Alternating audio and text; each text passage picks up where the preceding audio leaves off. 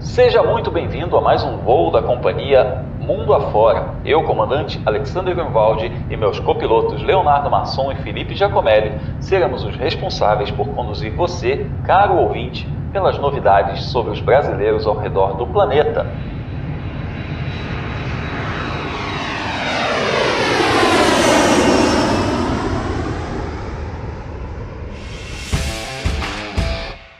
Estamos decolando para mais um episódio, nosso episódio 49 do podcast Mundo Afora, um conteúdo associado ao site F1 Mania, como você já sabe. Aliás, eu convido você a acompanhar as notícias lá no site f1mania.net, seguir a F1 Mania nas redes sociais, Twitter, Facebook e Instagram. Procure por site F1 Mania para ficar por dentro de tudo.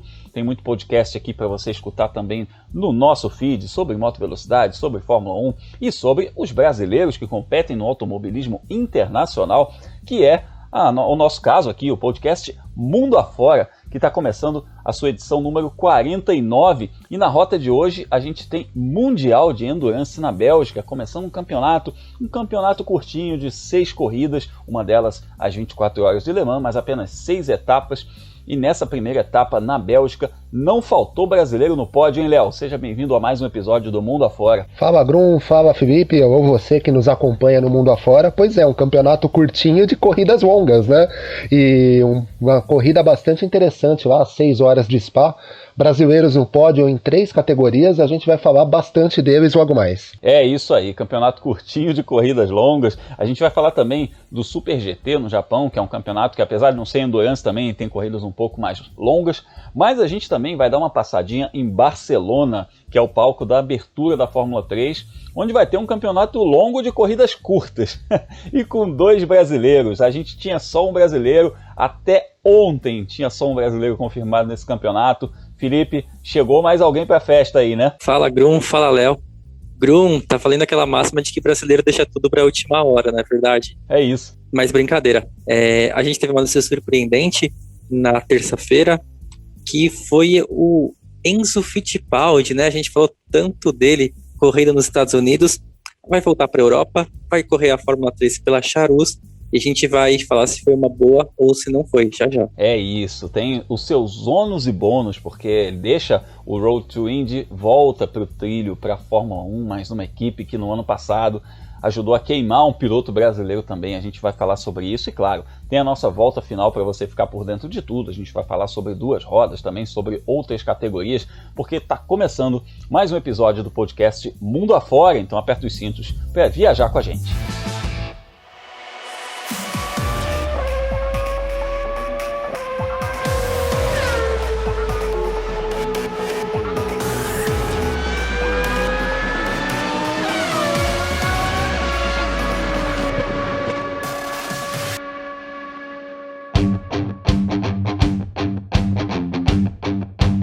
Nossa primeira parada é na Bélgica para falar do Mundial de Endurance, mas antes disso, novidades, porque depois dessa corrida da Bélgica, que a gente vai comentar daqui a pouquinho, vai falar como foram os pilotos brasileiros, no dia seguinte a gente teve uma novidade muito bacana sobre Felipe Fraga, que agora é piloto oficial de uma grande montadora em categorias de turismo e categorias de GT3. Ninguém melhor que ele próprio para contar essa novidade pra gente. Fala, Felipe. Fala, galera, Felipe Fraga aqui, passando aqui para contar para vocês essa novidade. Agora eu sou piloto de fábrica da Mercedes AMG.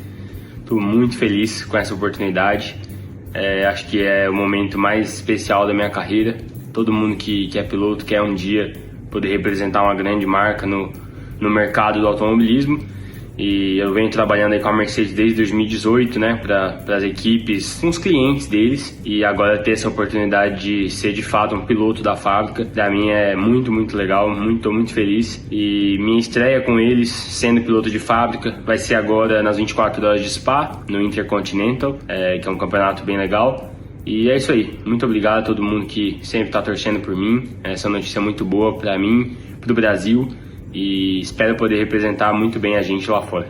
Valeu. Que legal, mó barato, grande notícia. Legal você estar sempre com a gente aqui, Felipe, contando as novidades sobre sua carreira, contando sobre as suas corridas também. Como ele lembrou aí, né, Felipe, o primeiro desafio vai ser no Intercontinental GT Challenge, aí de novo Spa, né? Agora às 24 horas Spa, esse campeonato que passa por Indianápolis. Tem também a prova clássica de Monte Panorama, que a gente não teve esse ano dentro do campeonato, por questões aí da logística, né, deslocamento das equipes, que está difícil ainda no planeta, no momento que a gente está vivendo, mas é uma notícia muito bacana. E aproveitando o gancho, eu falo aí, o Felipe Fraga abriu a temporada do WEC com pódio na classe GTE AM. Ele e os companheiros Ben Kitten e Dylan Pereira conquistaram o segundo lugar com a Aston Martin da TF Sports, na categoria em que o Marcos Gomes e o Augusto Farfus, correndo juntos no mesmo carro também nessa classe, mas no mesmo carro, ficaram em sexto lugar ao lado do canadense Paul Dalalana.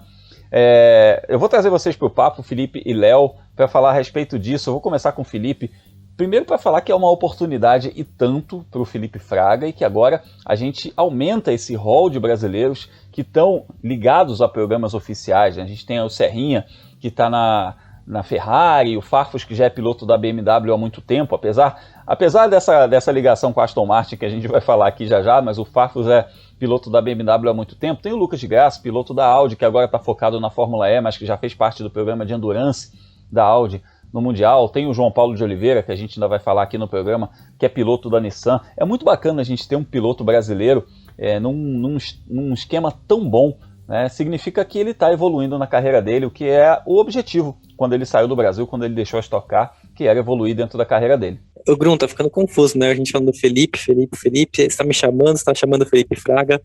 Não, brincadeira, gente. Mas ó, a notícia é super positiva, porque o Felipe Fraga ele vem de um ano em que ele fez parte, né, da principal tripulação da Mercedes no GT World Challenge, e o título escapou.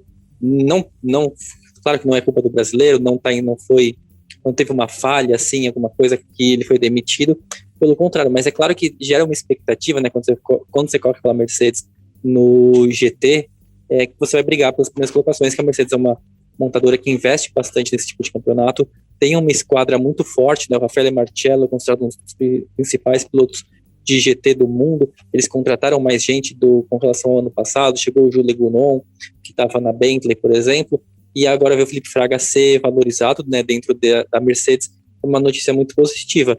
E é muito legal que a gente está vendo que pilotos que alguns anos atrás, né, 2, 3 anos, estavam aqui na Stock Car lutando pelo título, agora a gente vai acompanhar eles lutando, defendendo equipes de fábrica tradicionais, como a Mercedes e a Ferrari, no caso do Daniel Serra, na Europa. O que é um sinal de que a Stock Car e os campeonatos daqui do país, né, como um todo, eles são cada vez mais integrados no que acontece no mundo.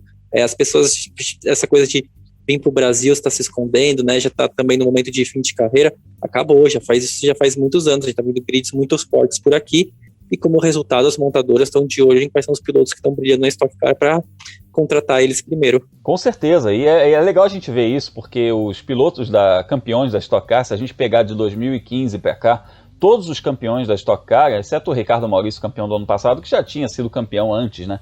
É um piloto já mais veterano, 42 anos de idade, já tinha sido campeão lá em 2008, mas assim, pegar essa galera que ganhou um título pela primeira vez na Stock, de 2015 para cá, todo mundo está no Mundial de Endurance, né? 2015 foi o Marcos Gomes, que está aí correndo de Aston Martin, aliás, também é um esquema oficial da Aston Martin, que a gente tem que, não é exatamente o mesmo esquema de piloto de fábrica, como a gente está falando aí dos outros, mas é um esquema oficial que tem a Aston Martin Brasil envolvida. E aí a gente vai na sequência. 2016, campeão foi o Felipe Fraga, que está aí na carreira internacional como piloto oficial da AMG. Depois o Daniel Serra, que ganhou 2017, 18 e 19, que está como piloto oficial da Ferrari, já ganhou inclusive as 24 horas de Le Mans como piloto de fábrica da Ferrari. É muito bacana esse movimento, mostra também a força da Stock Car como um grande campeonato que como um dos principais campeonatos de turismo do planeta, né? Isso é inegável. Todo mundo fala que o grid da Stock Car é super competitivo e tal, que é tudo dentro do mesmo décimo, aquela história, mas assim, a prova que a gente tem do que é a Stock Car é isso aí, é essa galera brilhando lá fora, não só tendo a chance de competir lá fora, mas tendo a chance de competir e de brilhar lá fora, porque são pilotos que foram ao pódio, que estão brigando por vitória, brigando por título, né, Léo? Então é uma safra muito bacana. No caso do Fraga, o Felipe mencionou aí que no ano passado esse título escapou, mas também a Mercedes teve problemas de quebras, né? Lá, a gente lembra que eles estavam liderando as 24 horas de Spa quando quebrou o disco de freio, quebrou a roda lá e o carro teve que abandonar, mas eles estavam liderando. Então é um esquema muito bom para o Felipe, é um cenário novo. Eu estou muito otimista com os pilotos brasileiros de turismo, de GT, nessa temporada de 2021, Léo. Eu tenho certeza que você também tá. Não tem como não estar otimista, né, Grum? Quando a gente olha para todas as informações que você falou, todo o nível dos pilotos que você citou, e todos eles vindo da Stock Car, Fraga, Daniel Serra, Marcos Gomes, mesmo o Ricardo Maurício, que não faz tantas provas de GT assim, mas de vez em quando se aventura em uma corrida ou outra, são pilotos muito fortes e que não vão para compor grid, eles vão para disputar a vitória. No caso do Fraga, fechar um acordo com a Mercedes é importante. Esse GTC que você citou, um campeonato fortíssimo, a gente costuma ver o Farfus correndo de BMW nessas provas, né? Como o Mount Panorama, como o Kyalami, que é uma das corridas que também está no calendário do GTC. Enfim, é muito legal a gente ver o Fraga, e o Fraga ainda tem uma vantagem em relação a todos esses outros pilotos que você citou. Ele é muito novo, né? Então ele deve seguir no GT durante algum tempo, e é um piloto que a gente nem vai usar a prerrogativa se der certo, ele já deu certo. Vale lembrar que o Fraga ele não ganhou uma 24 horas de Le Mans por uma desclassificação, na pista ele foi primeiro.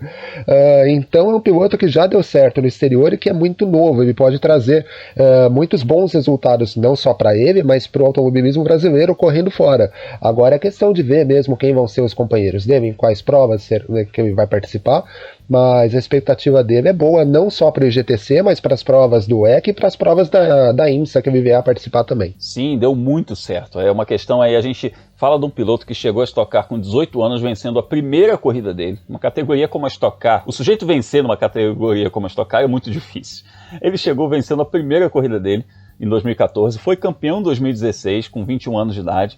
Então, quer dizer, é um piloto que muito cedo já deu muito certo, e agora ele está focado, desde 2020, ele está focado na carreira internacional dele, ele está certíssimo, ele é um piloto que tem muito a dar na carreira internacional, é uma decisão que eu, pelo menos, apoio demais. O Fraga tem muito o que fazer no exterior, e sobre essa 24 horas do Le Mans que você mencionou, eu lembro que foi uma desclassificação controversa, assim, o pessoal tirando medição de tanque de gasolina com seringa, foi uma desclassificação assim, por uma diferença de menos de 100 ml, numa coisa que você pode ter resíduo, sabe, essas coisas assim meio que... Eles tentaram mais de uma vez fazer essa medição, pelo que foi relatado para mim aqui, né, Léo?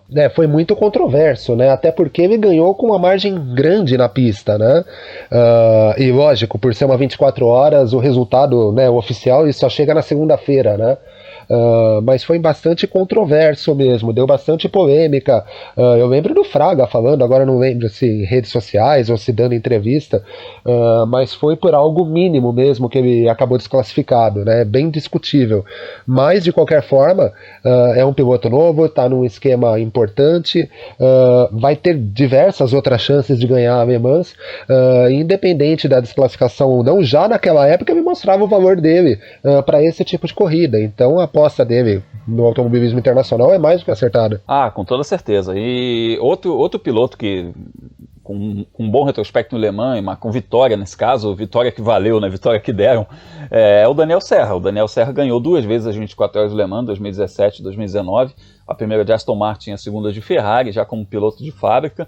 E o Serrinha começou esse campeonato do Mundial de Endurance agora numa situação diferente. Agora ele continua piloto oficial Ferrari, mas agora ele está correndo em tempo integral. Ele não é mais o piloto que compõe a equipe para provas específicas como Le Mans, etc. Ele está fazendo todas as etapas. Ele competiu ao lado do Miguel Molina e essa dupla ficou em terceiro lugar com a Ferrari na classe GTE Pro, que é outra classe. São 2 classes de Gran Turismo, tá, gente? Tem a GTE AM, que tem aquela divisão de pilotos de graduação diferente, então... tem que ter um piloto bronze, um piloto prata e tal. Na GTE Pro é um pouco diferente, além de ser um regulamento em que os carros ficam um pouco mais rápidos, coisa de 3, 4 segundos mais rápidos, também tem a coisa de a tripulação poder ser livre, né? Então as fábricas elas colocam pilotos de altíssimo nível, maior graduação possível para fazer duplas muito fortes, e o Daniel, duplas ou trios, e o Daniel Serra está nesse esquema da GTE Pro com a Ferrari. Eles terminaram em terceiro lugar. A Ferrari também teve outra dupla em segundo lugar, e a Porsche venceu a corrida, mas o mais importante é que o time está muito forte, está se preparando para as 24 horas de Le Mans, né? Óbvio, o título é um objetivo, etc., mas a gente tem que pensar que a equipe está voltada para as 24 horas de Le Mans.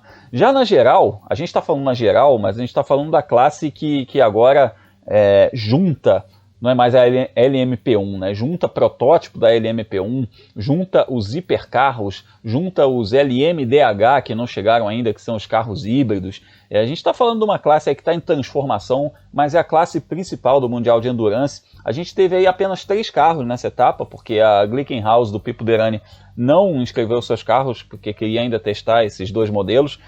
A gente teve apenas 3 carros. O LMP1 da Alpine, que tinha o André Negrão, o Nicolas Lapierre e o Mathieu Vaxivière, ainda vou acertar o nome desse francês aí. E os 2 carros da Toyota. O trio do Negrão ficou em segundo lugar e por pouco não levou essa, né, Felipe? Essa vitória passou perto, mas no final a questão do consumo também influenciou um pouquinho. A vitória ficou com o trio Sebastian Buemi, Kazuki Nakajima e Brandon Hartley, todos ex-Fórmula 1. Grum, quase que na estreia dos hipercarros quem ganhou foi o LMP1, né? Ainda bem que para o organizador do campeonato, né, para a Toyota, os hipercarros conseguiram se recuperar no finzinho da corrida.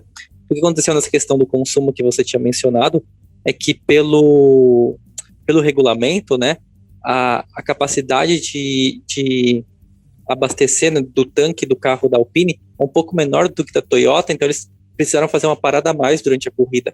Não foi só esse o único motivo, né, de a Toyota ter ganhado, é que a Toyota teve uma corrida também bastante conturbada. O carro, né, do Buemi, do Nakajima e do Brandon Hartley, que foi o vencedor, perdeu muito tempo no começo da corrida, em uma parada nos boxes. O outro carro do Kamui Kobayashi, do Pechito Lopes, do Mike Conway, esse teve problemas na parada nos boxes, foi punido por um toque com um Porsche, e ainda por cima o Kobayashi escapou numa das curvas, foi para lá no meio da caixa de brita, conseguiu se recuperar, voltar para a corrida, mas aí ficou fora da luta pela vitória, né? O carro do André Negrão, no finzinho, ainda teve um pneu furado que comprometeu o resultado. Eles continuaram com a segunda colocação, né, mas aí perdeu muito tempo e deu adeus a qualquer chance de vitória.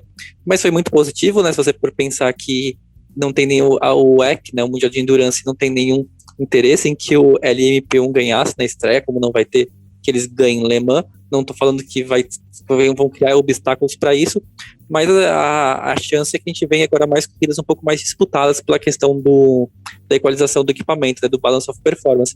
E foi muito bom também ver o André Negrão correndo na principal divisão dos protótipos, né, a estreia dele, e andando super competitivo contra todos os outros pilotos que fazem parte dela. Como você falou, os carros da Toyota são formados por muitos ex-Fórmula 1, né, então ele está nesse nível muito alto no campeonato. E essa questão do Balance of Performance aí, o BOP, que o pessoal chama, né, o Balance of Performance, ainda vai comer solto nessa temporada, porque são só 6 etapas, e como você falou, Felipe, não é interessante que o LMP1 ganhe. Muito menos interessante, Léo, que ganhe o LMP2, né? A gente viu nos testes de pré-temporada lá no prólogo, os LMP2 andando mais rápido que os carros da classe principal, né? A gente até brincou no episódio passado que o BOP já estava sobrevoando o Spa, né? Isso não pegou muito bem, né? Mas claro que a organização vai trabalhar muito, né, para que o campeonato tenha um equilíbrio maior, mas que não passe esse vexame aí de que um LMP2 possa ser um carro, por exemplo, um vencedor de Le Mans. Já pensou que seria um LMP2 ganhando o Le Mans, bicho? Eu fico imaginando, Grum, o seguinte, agora no final de semana de Spa, ok, teve o problema do pneu furado, mas faltavam 40 minutos para o final da corrida e o André largou e fechou a corrida para a Alpine. Ele liderava a prova com uma diferença até considerável, ele precisou fazer uma parada de boxe a mais e isso colocou a Toyota na frente. Mas a gente teve a semana do prólogo lá em Spa, né? O final de semana em Spa, na verdade, foi uma semana inteira, né? Já que eles fizeram testes na segunda e na terça. E a United Autosports com o LMP2 liderou a segunda-feira, liderou a terça-feira, foi a mais rápida dos treinos livres na quinta, né? E só a partir de sexta que ela começou a ficar um pouco mais para trás. Misteriosamente, corrida, né? Misteriosamente, de repente falou, opa, parou, né? Né? Eu acho que o BOP já começou a comer solto ali a partir da sexta da classificação. Mas, lógico, não há interesse nenhum da organização do campeonato, né, criar todo um regulamento para atrair as grandes marcas com os hipercarros e de repente eles andarem menos que um LMP2, que são equipes que têm um orçamento muito menor, né, apesar de ser uma categoria muito competitiva, né, uma divisão muito competitiva, LMP2, mas não é para andar na frente dos carros principais, né? Enfim, mas aos poucos o ACO e a FIA devem ver essa equalização, principalmente para a gente ter uma diferença de fato entre os hipercarros e os LMP1, que esse ano estão na mesma classe, né? E os LMP2. Pode acontecer de um LMP2 vencer a corrida em Le Mans? Pode, por que não? São só 3 carros na classe principal. De repente, numa dessa quebram os 3, ganham o MP2. Mas vai ter a Glickenhaus, verdade. Esperamos que tenha Glickenhaus, aliás, né? Ok, mas aí vamos falar de 5. Também não é tão numeroso. 5 já é mais difícil da gente ter, né? Os 5 quebrarem é mais difícil. Mas a gente não espera de forma nenhuma o MP2 vencendo corridas, nem as provas de 6 horas são curtas, muito menos as 24 horas de Le Mans. Eu acho isso bem inimaginável. Mas eu posso lembrar a você que o Pipo Derani ganhou 24 horas de Le Mans na classe P2, assim, 24 horas de Daytona, na classe P2, impossível, não é, né? A gente está vivendo uma era aí que eu acho que a gente está com mais possibilidades, o leque está mais aberto, né? Há alguns anos atrás, Grum, se vocês puxarem pela memória, a Toyota quase perdeu uma 24 horas de Le Mans para um protótipo P2 da equipe do Jack Chan. Né? Aliás, esse protótipo entrou na última hora da corrida na liderança, né? A Toyota teve um problema de pneu furado, eu confesso que eu não lembro direito agora o que aconteceu, mas eles chegaram a perder voltas em relação ao P2 e conseguiram arrumar o carro, né? Consertar o carro e colocá-lo na pista de volta a tempo de descontar a diferença e ultrapassar esse protótipo P2 da Jack Chan DC Racing, e ficaram com a vitória, mas ainda assim o P2 foi o segundo colocado geral na prova. Então é improvável, né? Eu não acredito que aconteça, mas há possibilidade, sempre pode acontecer. É o Endurance, né? O Endurance tem dessas coisas, por isso que o Endurance é tão mágico. Quem vive o Endurance, quem já teve numa prova, já percebe os altos e baixos, é uma coisa muito legal. O Endurance, eu sempre digo, é um recorte da vida. Você vê tudo acontecendo, uma hora você está bem, outra hora você está mal, uma hora você é ajudado, outra hora alguma situação que te colocou por baixo, te coloca por cima, enfim, é muito bacana o ambiente do Endurance. Quem tem a oportunidade de acompanhar uma corrida por dentro percebe isso, mas obviamente a gente acompanhando pela televisão, pelos streamings da vida, a gente já tem uma boa ideia. E, bom, próxima etapa do Mundial de Endurance é no dia 13 de junho, a gente vai ter às 8 horas de Portimão, lá em Portugal, o mesmo palco do GP de Portugal de Fórmula 1, aquela pista montanha-russa, com pouca aderência, muito bacana. A gente vê aí 4 categorias correndo juntas naquela pista, é muito legal. Bom, hora da gente pegar o nosso avião de novo e voar até o Oriente, porque o papo agora é Super GT.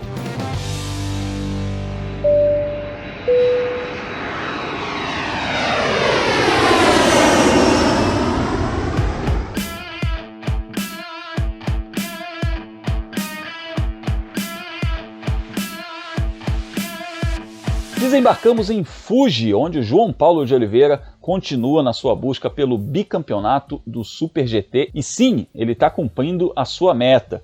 O Nissan da equipe Kondo Racing, que tem lá o João Paulo de Oliveira e o Kyoto Fujinami no comando, né, essa dupla no comando desse Nissan, teve uma corrida difícil, largou em 26º lugar, mas finalizou a prova em 7º, e isso garantiu a liderança deles na classe GT300. Aliás, é uma coisa a se ressaltar, porque a gente falou agora há pouco do balanço de performance dentro do Mundial de Endurance, e no Super GT, Felipe, também tem aquele esquema do lastro de sucesso. Eles colocam muito peso, né, de acordo com o resultado da corrida anterior, o resultado do campeonato, eles levam o lastro, e o João Paulo e o Fujinami estavam levando 60 quilos, se eu não estou enganado, nessa etapa, e largando de 26º com 60 quilos a mais para terminar em 7º, eu acho que a gente está vendo a dupla bem encaminhada para esse bicampeonato, né? Bruno, isso mesmo, 60 quilos, ele não tinha nenhum outro carro tão pesado quanto o deles, né, nesse fim de semana. Nessa terça-feira, na verdade, a corrida acabou sendo na terça, mas tanto que o carro da GT500 mais pesado tinha só 50 quilos, né? A GT500 que é a principal divisão do Super GT. O Kyoto Fujinami, que foi o piloto que classificou esse Nissan com o lastro, ele não conseguiu passar por Q2, na verdade ficou lá atrás no grid, mas durante a corrida o peso extra não fez tanta diferença assim, eles conseguiram se recuperar, mas é claro, né, você largando na parte final do grid, mesmo que você ganhe 19 colocações, você ainda tá longe da luta pelo pódio. Agora é o contrário, né, o lastro diminui no carro deles, aumenta no carro dos adversários, e na próxima etapa o resto do pelotão que vai ter que suar um pouco para conseguir resultado tão pesado. O que tem ajudado um pouco o Super GT a partir de agora é que eles colocaram uma nova regra nesse fim de semana, que é o que a gente já está acostumado nas categorias do Ocidente, que é a bandeira amarela na pista toda, sabe? Se um carro escapa, você não precisa chamar o safety car, você coloca a bandeira amarela, os carros andam devagar. O Virtual Safety Car é basicamente isso, com outro nome. É o Full Course Yellow, né, que eles chamam? Isso, Full Course Yellow, FCY, né, que fica brilhando assim na pista. E não tinha no Super GT até esse ano. O Super GT tem sido marcado, né, nesses últimos anos, por muitas corridas que são decididas justamente por parar ou não antes do safety car, né? Então, aí tinha carros mais pesados que conseguiam fazer a parada no momento certo, perdiam menos tempo, né, com os outros adversários não conseguindo fazer a parada dentro da janela, e aí mudava muito o resultado. O próprio João Paulo de Oliveira acabou sendo beneficiado por isso na abertura do campeonato. Aí agora o Full Course Yellow vem para tentar acalmar, né, o campeonato e a performance na pista ser um pouco mais justa, o que é muito positivo para o brasileiro, né, que tira um pouco a questão da sorte do momento em fazer a parada. A gente vai ver a performance do Nissan sendo talvez o principal fator. E aí quando você fala que eles estão bem encaminhados, é um campeonato muito longo, de corridas longas. Então, ainda é um pouquinho cedo pra gente falar que é bem encaminhado, mas pelos que eles mostraram nessas duas primeiras corridas, com certeza são candidatos fortíssimos, mas fortíssimos para o bicampeonato. Encaminhado a gente força amizade aqui, né? Mas a gente tem que lembrar, né? Vamos falar aqui como é que tá o campeonato. O Kyoto Fujinami e o João Paulo de Oliveira lideram esse campeonato com 24 pontos. E em segundo lugar vem empatados o Hiroki Yoshimoto e o Shunsuke Kono com 23 pontos, eles que ganharam essa etapa, inclusive. E outra dupla, Naoya Gamo e Togo Suganami, que essa dupla, inclusive, que disputou o título com o Fujinami e o João Paulo de Oliveira no ano passado, terminaram com o vice-campeonato, também com 23 pontos, ou seja, tá tudo muito parelho, né, Léo? Não dá pra gente tirar agora favoritismo, nada disso, é óbvio, a gente tá aqui esperançoso por isso, né, por esse bicampeonato, mas assim, é um campeonato pauleiro, um campeonato difícil até a última corrida, e essa segunda etapa, aliás, foi disputada no meio da semana, uma corrida na terça-feira. Que história foi essa, rapaz? Pois é, Grum, primeiro não dá pra gente usar a hashtag empolgou ainda, né, tem muito campeonato pela frente, com a classificação que você mostrou, ele está muito equilibrado, tem tanto o JP e o Fujinami quanto o Gamo e o Suganami já são parceiros há algum tempo, então já estão entrosados, né? Então não dá para a gente cravar que eles são favoritos, vão ganhar o campeonato desde já. O que dá pra gente cravar é que é melhor você começar o campeonato na frente, que nem eles começaram agora, do que ter que se recuperar, como foi no ano passado, né? Eles fizeram a segunda metade do campeonato muito boa e saíram com o título. E com relação à corrida de terça-feira, né? Quem acompanha automobilismo americano conhece um pouquinho, sabe que tem corridas de meio de semana, mas lá no Japão o motivo foi outro. Eles têm uma semana inteira de feriado, e essa semana foi encerrada justamente nessa última madrugada, de segunda para terça, e foi encerrada com esse evento da Super GT, com essa corrida lá em Fuji. Não é muito comum pra gente corridas de terça-feira, me parece que é uma tradição dos japoneses realizarem uma série de eventos, e aí esportivos ou não, né, durante esse feriado, durante essa uma semana de feriado que eles têm. E esse ano a gente teve o fechamento do feriado com essa corrida do Super GT lá em Fuji. É uma coisa que pra gente é inimaginável, mas pra eles lá me parece que é bastante comum. Eu gosto de futebol, para trazer um exemplo do futebol, a Copa do Imperador, que seria uma espécie de Copa do Brasil, o torneio eliminatório deles, a decisão, por conta do aniversário do Imperador do Japão, é sempre realizada no dia 1º de janeiro. Então, enquanto o mundo inteiro está comemorando a virada de ano, tem 2 equipes de futebol no Japão discutindo quem vai ser a melhor em torneios de Copa lá, no caso a Copa do Imperador. Então, é uma cultura diferente, a gente não está acostumado com isso, mas não deixa de ser interessante também, Grum. E você falou dessa sequência de feriadões e um monte de eventos de esportivos, culturais, etc. Eu lembrei da virada cultural que a gente tem aqui também no Brasil, que é um negócio muito bacana que tem em São Paulo, com vários shows que viram noite, etc. É um conceito muito interessante também. É óbvio que a gente está num momento difícil, um momento que a gente não pode aglomerar tanto, mas que o mundo vai voltar ao normal, se Deus quiser. Em breve a gente vai poder ter esses eventos de novo para a gente poder curtir, né, gente? É entretenimento, diversão, encontros com amigos, com família, isso é muito saudável também. A gente espera viver tudo isso em breve e o automobilismo, evidentemente, faz parte disso. A gente recebe muita mensagem lá, a gente que trabalha com a Stock Car, a gente recebe muita mensagem, quando é que vai ter público de novo, etc. A gente mal está conseguindo ter corrida. Público é um segundo momento, calma, mas a gente vai chegar lá. Vai ser realmente, eu acredito inclusive que vai ser um boom de público quando a gente puder ter novamente público nos autódromos. A galera vai correr atrás disso para ver de perto um carro de corrida. Bom, a gente dá um tchauzinho aí para o Japão, porque a gente tem mais um voo de volta para a Europa, porque a gente vai falar de categoria rumo à Fórmula 1.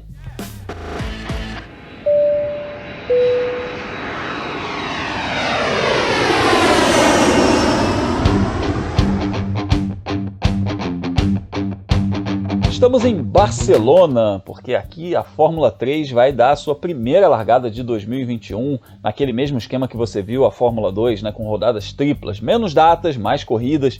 Então a gente vai ter 3 corridas no final de semana da Fórmula 3 e até o comecinho dessa semana a gente tinha notícias de que apenas o brasileiro Caio Collet ia disputar essa temporada pela MP Motorsport, essa temporada da Fórmula 3, mas o Caio Collet ganhou uma companhia no grid. A gente vai ter nesse fim de semana o Enzo Fittipaldi competindo pela equipe Charus. É uma equipe que nesse momento, né, a gente está falando de 2 brasileiros, a gente está festejando 2 brasileiros numa categoria como a Fórmula 3, mas a gente tem que lembrar que a equipe Charus no ano passado também foi problemática, teve um problema aí com a carreira do Igor Fraga, né? Então é uma equipe para a gente ficar de olho, porque pode ser uma decisão de carreira no sentido de voltar para a Europa, uma decisão de carreira boa, né, Felipe? Mas a gente tem que ficar de olho também no equipamento, na questão do equipamento. Bruno, essa notícia é totalmente inesperada, né?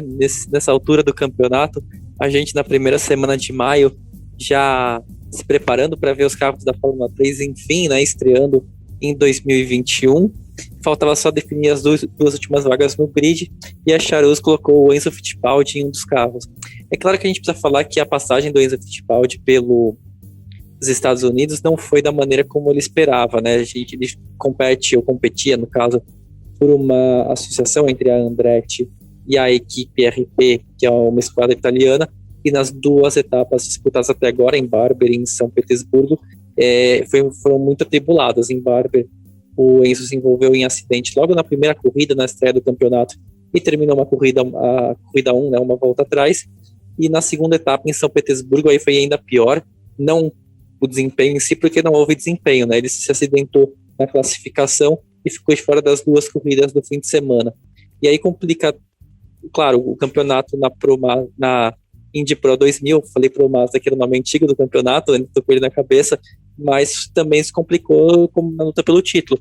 E não só pelo título, a gente tem que lembrar que ele está no bico, né, da superlicença, e você não disputar você não chegar no topo da Indy Pro 2000, são pontos da superlicença que escapam, e aí aqueles que ele conquistou lá na época do título da Fórmula 4 italiana vão expirar em algum momento, e aí ele teria que ter somado pontos esse ano de alguma maneira para pensar um dia em Fórmula 1.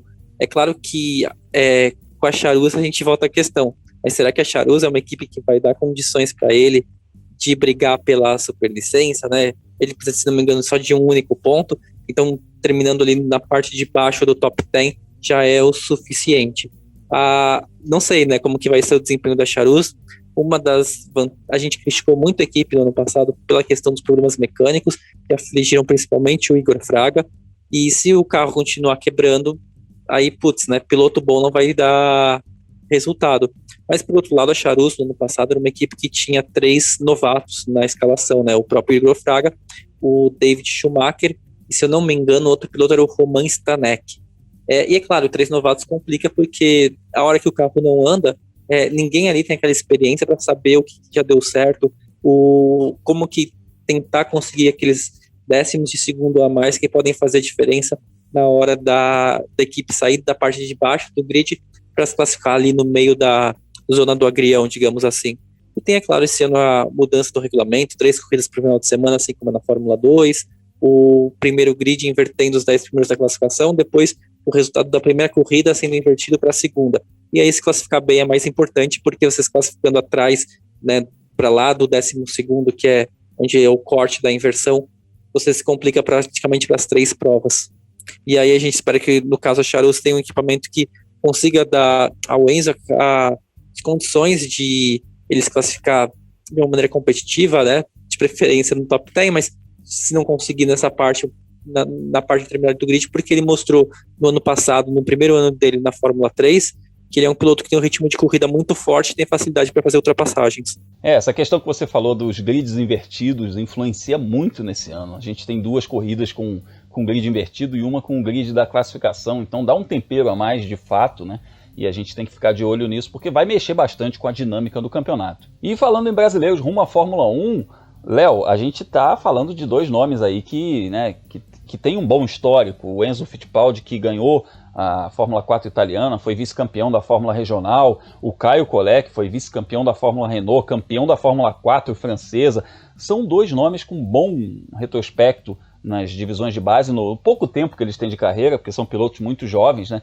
Mas agora, nesse fim de semana, que acontece a rodada de abertura nos dias 8 e 9 de maio, são nomes para a gente ficar de olho de qualquer forma, independentemente do que eles consigam de fato de resultado, são nomes para a gente ficar de olho. Ah, sim, a gente precisa ficar de olho não só no Enzo e no Caio, né, no caso de Fórmula 3, que é o nosso assunto aqui, mas como em pilotos de outras divisões. E aí a gente fala do Gabriel Bortoleto na Fórmula Regional Europeia, a gente fala do Felipe Drogovic na Fórmula 2, enfim, o automobilismo do Brasil está bastante bem servido de talentos em diversos degraus, sejam eles mais próximos da Fórmula 1, como o caso da Fórmula 2 e o Drogovic, e o Petekoff, o Samaia, seja na Fórmula 3, que é um pouquinho mais abaixo, mas que a gente já vê bons pilotos. O Caio fez a pré-temporada inteira, é um piloto que vem se preparando já desde que ele deixou o kartismo para competir no automobilismo. O Caio tem o apoio da Renault, que é muito importante, talvez tão importante quanto você conseguir galgar categorias, né, para chegar próximo à Fórmula 1, é ter o apoio de uma equipe que está no grid da Fórmula 1, e o Caio já tem isso. E no caso do Enzo, o bacana de ver é que ele conseguiu voltar pro Road to Formula 1, como a gente costuma dizer aqui. Tudo bem, ele teve uma temporada ruim, ok, ele não faz mais parte da academia da Ferrari, fechou com a Charus de última hora, a gente não sabe ao certo o que esperar da temporada dele, mas convenhamos, um piloto com tantos títulos em divisões menores, né, no início da trajetória dele, é legal que ele consiga se manter na Europa. O automobilismo americano é um caminho muito legal, mas com 39 pontos, né, de superlicença garantidos, faltando um para, de repente, ele conseguir a superlicença e poder garantir esse documento para correr na Fórmula 1, ainda tão jovem, né, como é o caso do Petekoff lá na Fórmula 2, por exemplo, eu tenho para mim que o melhor é ele ficar na Europa. E tomara que ele consiga resultados, né? A gente não sabe muito o que esperar. A Charus, como vocês disseram, e como a gente acompanhou no ano passado, acabou, de certa forma, queimando o Igor Fraga, mas esse regulamento, esse formato de fim de semana de corrida todo diferente, com classificação definindo o grid para o domingo, invertendo o grid para a primeira corrida do sábado, outra inversão para a segunda corrida, de repente pode favorecê-lo. Se a Charus se mostrar uma equipe não tão forte como foi no ano passado, de repente vale a pena. Essa inversão talvez faça valer a pena ele se classificar ali em 11º, 12º, 15º, exagerando, para tentar chegar entre os 10 em uma das provas e se beneficiar da inversão de grid. É tudo questão de ver, a gente não sabe, né, como a gente disse, o Enzo não participou da pré-temporada porque estava envolvido lá nos Estados Unidos na Indy para 2000, mas vamos aguardar como que vai ser esse final de semana para a gente ter uma noção de como que vai ser o trabalho do Enzo, como que o Enzo vai trabalhar junto com a Charuz e o que a Charuz vai poder oferecer para o Enzo. Com o Caio a expectativa é um pouco maior, a MP Motorsport liderou as 2 baterias de testes que a gente teve até agora, em Jerez com o próprio Caio, em Barcelona com o Vitor Martin, então a expectativa é que o Caio consiga aí uma temporada digamos, entre aspas, mais fácil, né, menos complicada em relação ao Enzo. Vamos aguardar o que acontece no final de semana. Olha, eu vou te falar, eu estou muito curioso para essa temporada da Fórmula 3, aliás, não só pelos pilotos brasileiros, porque a gente tem bons nomes também nesse campeonato. Estou curioso para ver esse formato novo, porque são mais carros do que na Fórmula 2 também, então essa inversão de grid pode dar uma mexida. Estou curioso, viu? Esse campeonato eu vou acompanhar com atenção, vai passar no Band Esportes aqui para o público brasileiro, né? Assim como a Fórmula 2 passa também no Band Esportes, para a gente acompanhar tudo. E a gente vai ter 2 brasileiros, o Enzo Fittipaldi e o Caio Collet, 2 grandes nomes da nossa geração de pilotos rumo à Fórmula 1. Então, hora da gente entrar no avião para a nossa volta final. Bora decolar!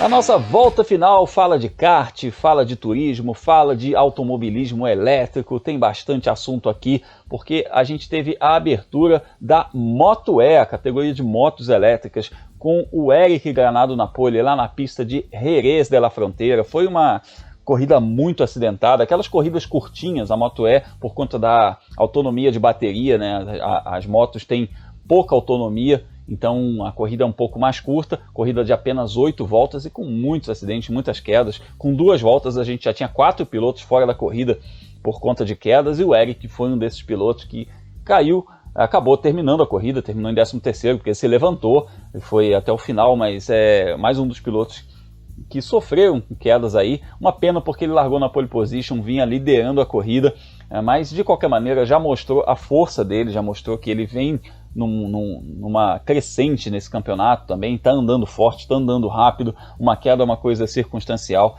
mas eu acredito que a gente tenha o Eric Granado brigando por esse campeonato. Bom, também na Europa, mas na Bélgica, a gente teve kart, o Rafa Câmara vencendo na Bélgica o torneio Champions of Future, que é mais ou menos uma espécie de Open do campeonato europeu. Ele venceu a primeira etapa desse torneio aí, lá em Genk, na Bélgica. Foi o primeiro colocado, passando ali, o pessoal vê nas redes sociais, ele passando 3 pilotos por fora na primeira curva, na largada. Enfim, foi mais um show do Rafa Câmara, um dos grandes nomes que a gente está de olho aí, ainda no kart, né? Ainda nem estreou nas categorias de base rumo à Fórmula 1, e a gente está de olho nele. O resultado é importante, porque daqui a 2 semanas o Rafa corre lá nessa mesma pista, na abertura do Campeonato Europeu de kart, aquele Campeonato Europeu SIC FIA, né?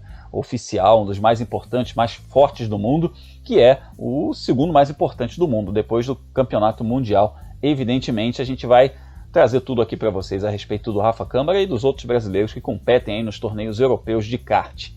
Saindo da Europa para os Estados Unidos, América do Norte, a gente teve em Laguna Seca mais uma etapa da Trans Am, aquele campeonato de carros muscle cars, aqueles carros V8, em que a gente tem o Rafa Matos competindo lá como nosso representante, e ele conquistou a primeira vitória dele na temporada. A corrida foi lá em Laguna Seca, ele corre na categoria TA2 com um Ford Mustang, ele foi o vencedor. O Mike Skin com o Chevrolet Camaro foi o terceiro colocado, e o Thomas Merrill com o Ford Mustang foi o terceiro. Esse trio aí está disputando o campeonato, já disputou o título na temporada passada e está disputando de novo nessa temporada. A próxima etapa da Trans Am está marcada para o dia 31 de maio no Lime Rock Park, também nos Estados Unidos. Eu adoro o nome dessa pista. O traçado em si, eu vou te falar que eu nem lembro direito, mas Lime Rock Park eu acho o nome super legal. Parece o nome daquelas pistas que tem de dia corrida e à noite show de rock, sabe? É um negócio bem bacana. A gente está de olho também no Rafa Matos, e já ele vai mandar também um recado para a gente está falando aí por rede social, para a gente trocar uma ideia em breve aqui no podcast Mundo Afora. E falando em rede social, eu quero falar sobre automobilismo elétrico, Fórmula E em Mônaco. É uma categoria que faz um trabalho muito bom nas redes sociais, sempre, desde a primeira temporada da Fórmula E, é um exemplo nesse contato com o público, com os fãs nas redes sociais, e os fãs ficaram muito felizes com a decisão anunciada pela Fórmula E de competir em Mônaco no mesmo traçado da Fórmula 1. A corrida vai ser nesse fim de semana lá em Mônaco, e isso nunca aconteceu na história desse Mundial de Carros Elétricos, de correr na mesma pista. Eles já correram no mesmo circuito, que é o caso do Hermanos Rodrigues, lá no México, mas num traçado diferente, um traçado reduzido, inclusive com algumas chicanes, mas assim, na mesma pista, no mesmo traçado, na mesma extensão, isso nunca aconteceu, é a primeira vez na história, e a gente obviamente está muito curioso, né, Léo? Vai ser uma experiência um pouco diferente, porque eles modificaram só a questão ali de algumas zebras, a altura de zebra, porque cada categoria tem a sua característica, então tem que mudar isso mesmo, mas vai ser muito legal ver a Fórmula E competindo no mesmo traçado de Mônaco. Ah, isso vai ser bacana, viu, Bruno? Para não dizer que é rigorosamente o mesmo traçado, a pista tem 4 metros a menos em relação à Fórmula 1, então não é o mesmo, mas dá para falar que é o mesmo, né? E vai ser muito bacana ver, pela primeira vez a gente vai poder comparar, né? Saber o quão rápido esses carros da Fórmula E são em comparação com a Fórmula 1. É claro, são categorias diferentes, ninguém aqui quer saber, né? A gente sabe que não dá para comparar necessariamente o que é a Fórmula 1 e o que é a Fórmula E, mas nesse final de semana a gente vai ter uma noção de tempo de volta, pelo menos, né? E a tendência é que a gente tenha uma corrida bastante movimentada, apesar do traçado de Mônaco, como a gente conhece da Fórmula 1, é aquele traçado apertadinho, meio complicado de ultrapassar, mas os carros da Fórmula E são um pouco menores também, então de repente a gente pode ter aí um pouco mais de facilidade em disputas de corrida, né, manobras de ultrapassagem e tal. Me chama a atenção para essa corrida, Grum, a classificação vai ser muito importante. E como a gente sabe, a classificação na Fórmula E ela é complicada porque normalmente são circuitos de rua e quem está mais atrás do campeonato pega o traçado mais limpo, né, porque vem por último. Os líderes do campeonato partem para as voltas primeiro, depois a gente tem os últimos. Então, se a gente tiver aquela loucura de pilotos que estão mais atrás do campeonato largando na frente, vai ficar muito interessante essa corrida, Grum. Estou bastante ansioso para ver no sábado como que vai rolar essa prova lá em Mônaco. É uma situação diferente da gente ter, por exemplo, a Fórmula E em Monza, que é um circuito muito rápido, mas em Mônaco, que é uma situação excepcional, até para a Fórmula 1, né? É um traçado muito mais lento, é a única corrida da Fórmula 1 que não tem a casa de 300 km como metragem, né? Eles têm cerca de 160 km. Então é diferente também para a Fórmula 1, mas vai ser interessante de qualquer forma. E a gente vai conversar muito nas redes sociais sobre isso, né, Léo? Como é que a gente te encontra por lá? Nas redes sociais procura por Leonardo Marçom, dá uma busca por Leonardo Marçom no Facebook, no Twitter, no Instagram.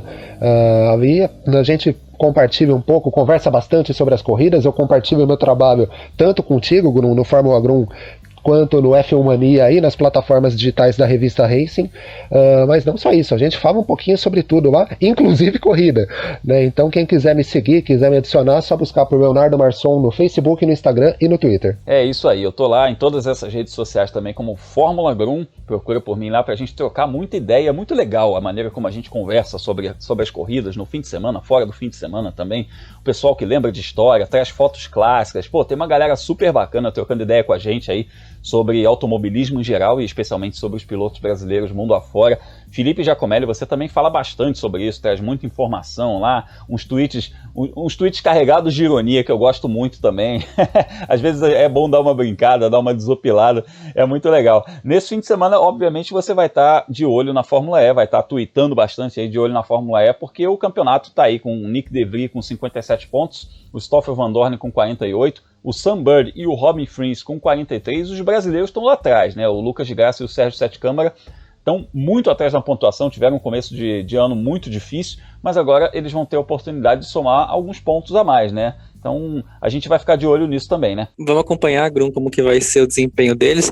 O Lucas de Graça, que já mostrou que tinha chance de brigar pela vitória com a Audi, infelizmente na corrida em Roma, ele teve aquele falha mecânica, que foi de partir o coração, faltando 5 minutos para terminar a corrida, mas quem precisa melhorar mesmo não é o Lucas de Graça, nem é o Sérgio Sete Câmara, é a Fórmula E, né? Porque em Valência teve aquele vexame na primeira corrida, em que os carros precisaram circular na última volta bem devagarzinho, né, para conseguir completar a prova, e o resultado foi, digamos, meio bagunçado, para usar um eufemismo, mas e agora a Fórmula E precisa voltar em Mônaco mostrar na pista, né, de todo o avanço que foi feito ao longo dessas 7 temporadas, né, da categoria, coloca ela num posto assim, de campeonato mundial, como ela brigou tanto para ser, né? A gente sabe que é um campeonato que tem muita qualidade, não é à toa que atraiu tantas montadoras, mas não pode, justamente nessa hora que é todo mundo olhando para o automobilismo, que a gente está com um pouquinho mais de espaço, né, do que em outros anos esse esporte teve, aí vai dar um vexame daqueles. E quem quiser saber que horas vai acontecer as corridas da Fórmula E, é só acessar a Agenda da Velocidade, que é um post que eu faço no meu site, né? Toda quinta-feira eu coloco quais são os horários das corridas dos fins de semana, onde assistir a corrida. E para quem perdeu alguma sessão de pista, é só voltar no meu site, né, no World of Motorsport, e depois eu coloco um link para o resultado, e aí você consegue ver onde que seu piloto favorito terminou. Para encontrar meu site é só procurar por World of Motorsport ou entrar em felipejacomelli.com. E nas redes sociais, para você quiser ver minhas piadas de qualidade duvidosa e minhas ironias, é só procurar por Felipe Giacomelli, tanto no Twitter quanto no Instagram. Qualidade duvidosa nada, são ótimas. Qualidade duvidosa são as minhas, rapaz. Mas a gente se esforça. Boa, a gente vai falando muito nas redes sociais, me procura lá também por Fórmula Grum. E eu convido você que está ouvindo a gente aqui, antes da gente encerrar esse podcast, a assinar o feed do F1 Mania, porque tem muita coisa boa ao longo da semana aí. Os nossos amigos Carlos Garcia e Gabriel Gavinelli trazem de segunda a sexta o melhor da velocidade com F1 Mania em ponto, e também os nossos amigos Gabriel Lima e Gabriel Carvalho, Gabo Carvalho e Gabriel Lima, eles trazem o mundo do motociclismo no Full Gas Podcast, além também, né, semanalmente, além também do nosso queridíssimo Mundo Afora, que toda semana está no ar, aqui no feed do F1 Mania. Então é isso, um forte abraço para você que nos ouviu, obrigado a você, Léo, obrigado a você, Felipe, por esse papo, por mais essa edição do Mundo Afora, e semana que vem a gente está de volta falando de Fórmula E, de Fórmula 3, tem muita coisa, muito assunto para a gente falar sobre os pilotos brasileiros que competem mundo afora. Um forte abraço e até a próxima semana.